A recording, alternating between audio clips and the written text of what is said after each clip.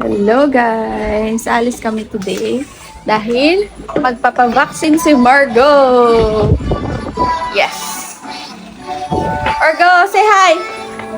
Margo! Hi! Let's go na! Layo ka sa TV! Let's go na! Turn it off!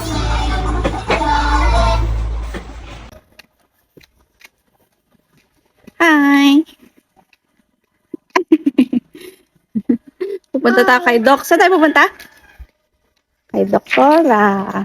Magpapavaksin lang si Margo. Tapos, saan tayo pupunta pagkatapos? Saan tayo pupunta pagkatapos? Ay, saan? Papunta na nga kami sa clinic ni Doktora and thank God wala masyadong tao sa clinic and pagdating namin doon siya na agad. Nakakatawa nga, naiyak na agad, wala pa. Nag-aayos pa nga lang si Doktora, nag-aalkohol pa lang, inaayos niya pa lang yung mga syringe, yung vaccine. At ito na nga after niyang maturukan, ayun basa-basa pa ang mata. Basa-basa pa ang mata. Kawawa naman ang baby na ito. Para sa yan anak, para hindi ka naman kasakit, hindi ka na dapuan ng ubo, sipon, ganun.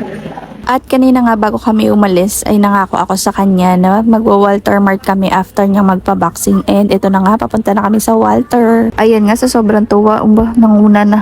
Ayun, dire-diretso papunta kay Jollibee. Bakit nga kaya talagang parang nakakatawa si Jollibee? Parang nakakatawa siya, ganun. Parang tuwang-tuwa ang mga bata sa kanya. Parang daming nabubudol ni Jollibee na bata. Patuloy nanay nabubudol na. Sabi ko nga mamaya na kami kakain at niyaya ko na papunta doon sa department store dahil ibibili ko nga siya ng damit. Kaso wala naman kami nabili at wala namang kasya sa kanya. Ayan, nagtitingin pa nga ng bag. Bibilhin ko na nga sana kaso parang ang laki-laki naman para sa kanya kaya ayun wala kaming nabili. At ayun, umuwi na nga lang kami dahil wala namang kaming nabili. So, ayun lang mga mi. Bye!